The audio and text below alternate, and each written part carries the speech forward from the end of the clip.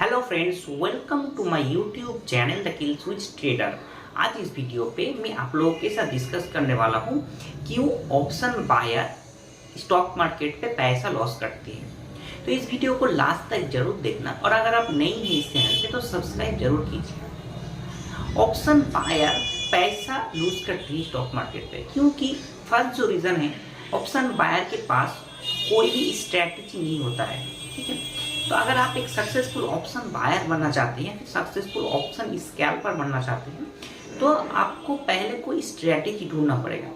बहुत सारा successful strategy है, जैसे two candle theory, bank Nifty open and high strategy, bank Nifty super trend retracement strategy, inside candle trading strategy, 5 EMA strategy, Bollinger band strategy.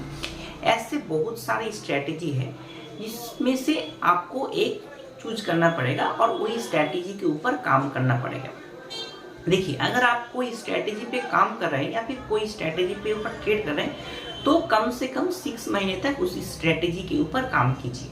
ठीक है, हम लोग गलती क्या करते हैं, एक स्ट्रैटेजी पे अगर हम लोग ट्रेड कर रहे हैं तो हमारा अगर लॉस हो जाए उस स्ट्रैटेजी पे तो हम लोग उस स्ट्रैटेजी को छोड़ देते हैं और दूसरे स्ट्रैटेजी पे कूद पड़ते हैं। ठीक है, तो पहले हमें एक स्ट्रैटेजी चूज करना पड़ेगा जो हमें सूट करता है अच्छे से, और उस स्ट्रैटेजी के ऊपर कम से कम 6 महीने तक काम करना पड़ेगा। ठीक है, सारे लोग पूछते हैं कि सर उस स्ट्रैटेजी पे आपने बैक टेस्ट किया। देखिए, बैक टेस्ट को छोड़िए आप, ठीक है, आप खुद प्रैक्टिस कीजिए, आप खुद टेस्ट कीजिए, मार्केट पे टेस्ट कीजिए, लाइव मार्केट पे। ठीक है, पहले आप क्या काम करना पड़ेगा आपको, आप बैंक निफ्टी चूज कीजिए, एक लॉट से ट्राई कीजिए। ठीक, लाइव मार्केट पे आप ट्रेड कीजिए। ठीक है, देखिए आप अगर आप ऑफलाइन पे मतलब लाइव मार्केट के बाद बैक टेस्ट करेंगे कोई स्ट्रेटेजी पे ऊपर तो उस पर आपको अच्छी सी रिजल्ट मिलेगी। ठीक है, लेकिन जब भी आप लाइव मार्केट पे आएंगे ना, तब आप प्रॉफिट जल्दी से बुक कर लेंगे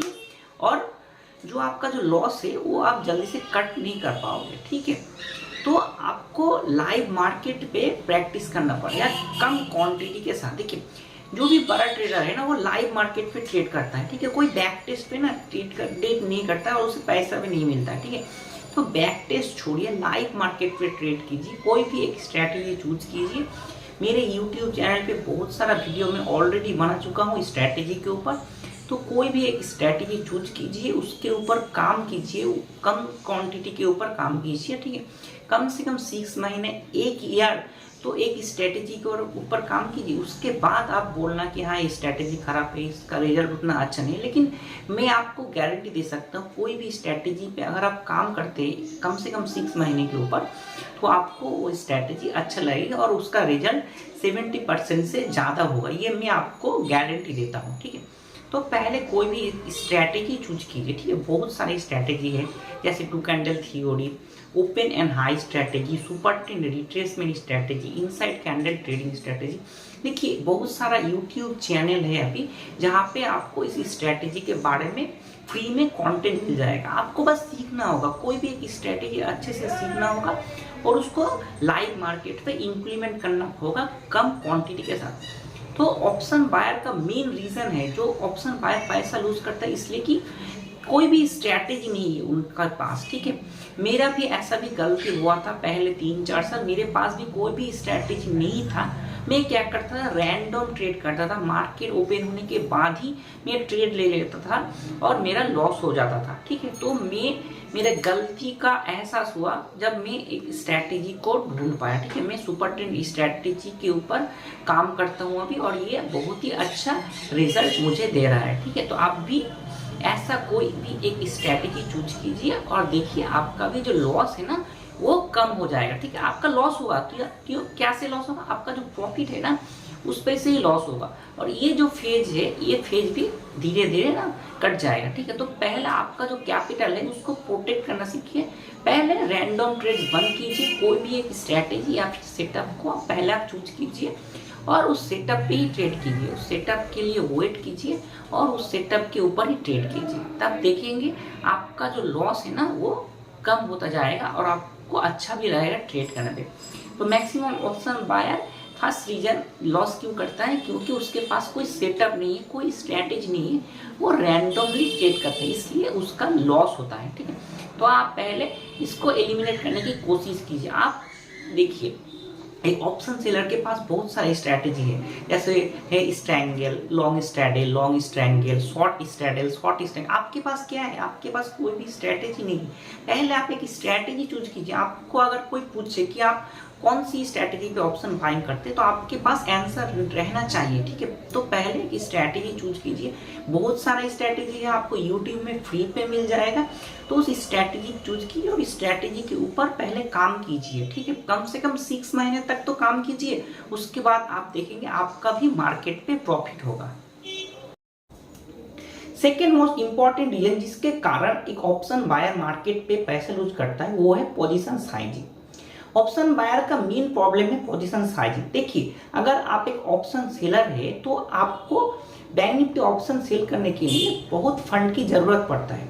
जैसे एक लॉट बैंक निफ्टी सेल करने के लिए 1,30,000 फंड की जरूरत है, लेकिन अगर आपके पास 1,30,000 फंड रहे और अगर आप एक बैंक निफ्टी ऑप्शन बायर है, तो उसमें से आप मंडे, ट्यूसडे, वेडनेसडे को दिन अगर कोई भी बैंक निफ्टी का ऑप्शन का प्राइस 300 चल रहा है, तो उस 1,30,000 से 400 क्वांटिटी बैंक निफ्टी बाय कर सकते हैं। लेकिन एक ऑप्शन सेलर सिर्फ 25 क्वांटिटी ऑप्शन उस पे से सेल कर सकते हैं। ठीक है, तो देखिए हमारा जो ओपोनेंट है ऑप्शन सेलर, वो क्या कर रहा है, वो क्वांटिटी कम कर रहा है। उसके पास फंड ज्यादा है, लेकिन वो क्या कर रहा है, क्वांटिटी कम कर रहा है। उसका डिमांड जो है ना वो कम है। वो उसका डिमांड कितना है, उसका डिमांड है मंथली 4%। ठीक है, लेकिन हमारा ऑप्शन बायर हम लोग क्या करते हैं, 1,30,000 अगर हमारे पास कैपिटल रहा ना, तो हम लोग फुल कैपिटल डिप्लॉय कर देते हैं। मैक्सिमम ऑप्शन बायर का यही गलती करते हैं कि फुल कैपिटल डिप्लॉय कर देते हैं।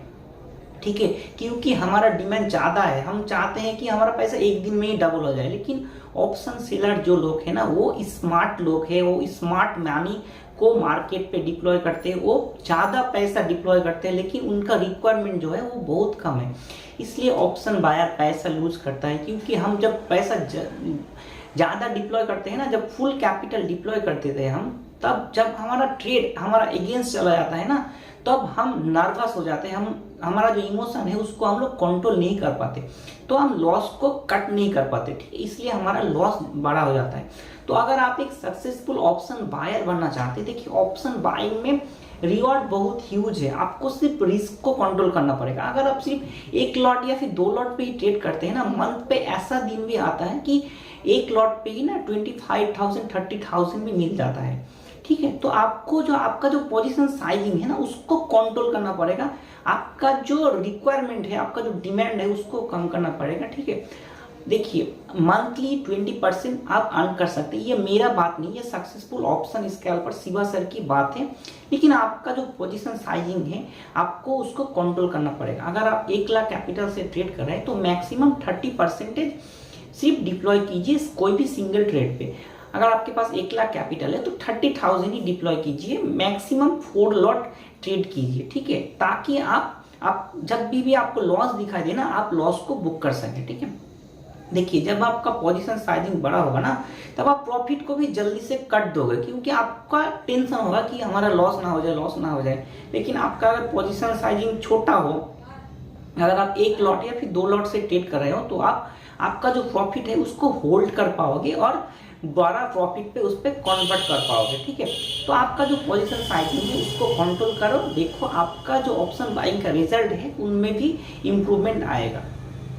थर्ड मोस्ट इंपॉर्टेंट रीजन जिसका कारण ऑप्शन बायर मार्केट पे पैसे लूज करते हैं, वो है ओटीएम ऑप्शन बाय करते हैं। ठीक है, देखिए जो मार्केट पे नए आते हैं ना, वो सोचते हैं कि छोटा ऑप्शन बाय कर लूँ, ये हमें 3x 4x तक रिटर्न देगा। लेकिन ऐसा नहीं होता है, कभी कभी होता है, लेकिन 10 आउट ऑफ 9 टाइम्स ऐसा नहीं होता है। तो अगर आप एक ऑप्शन बायर हैं, तो काइंडली एटीएम या फिर आईटीएम ऑप्शन बाय कीजिए। सपोज मार्केट चल रहा है 39,300, ठीक है, और आप सोच रहे हैं कि मार्केट ऊपर जाएगा, तो आप 39,300 39,200 का कॉल ऑप्शन बाय कीजिए। मतलब आप एटीएम या फिर आईटीएम कॉल ऑप्शन बाय कीजिए, मगर ओटीएम ऑप्शन कभी भी बाय नहीं करना। शुक्रवार को बाय कर सकते हैं, फ्राइडे को बाय कर सकते हैं, लेकिन उसके बाद मंडे ट्यूसडे एक्सपायरी के दिन तो कभी भी बाय मत करना, क्योंकि ओटीएम जो ऑप्शन है वो सेलर्स का एरिया है, वो ओटीएम ऑप्शन को सेल करते हैं क्योंकि उस पर डीके फास्ट होता है। ठीक है, तो अगर आप एक ऑप्शन बायर है और आप पैसा अर्न करना चाहते हैं तो आप जरूर एटीएम या फिर आईटीएम ऑप्शन को बाय कीजिए। ठीक है, क्योंकि उन पे मोमेंटम आता है। देखिए, आप ट्रेड कीजिए लॉजिक के साथ, स्टॉप लॉस के साथ। ठीक है, तो अगर आपका ट्रेड आपकी सही दिशा पे, आपकी दिशा पे जाए ना, तो एटीएम और आईटीएम ऑप्शन पे ही सबसे ज़्यादा पैसा मिलता है। तो आप अगर एक ऑप्शन बायर है तो एटीएम या फिर आईटीएम ऑप्शन ही बाय कीजिए। ठीक है, तो ये 3 पॉइंट अगर आप ठीक ठाक से फॉलो करें ना, तो आप भी एक ऑप्शन बायर होके पैसा अर्न कर सकते हैं। पहले आपको एक स्ट्रैटेजी चूज करना पड़ेगा, बहुत सारा स्ट्रैटेजी है, एक कोई भी स्ट्रैटेजी चूज कीजिए। ठीक है, आपका जो पोजीशन साइजिंग है उसको मेंटेन कीजिए, और तीसरा है ओटीएम जो ऑप्शन है उसको आप बाय मत कीजिए, आप एटीएम या फिर आईटीएम ऑप्शन को बाय कीजिए। तो ये 3 पॉइंट्स आप ध्यान में रखिए और इसको फॉलो कीजिए डिसिप्लिन के साथ, आपको अच्छा रिजल्ट मिलेगा। तो इस वीडियो को लास्ट तक देखने के लिए थैंक यू, और अगर आप नई हैं इस चैनल पे तो सब्सक्राइब जरूर कीजिए।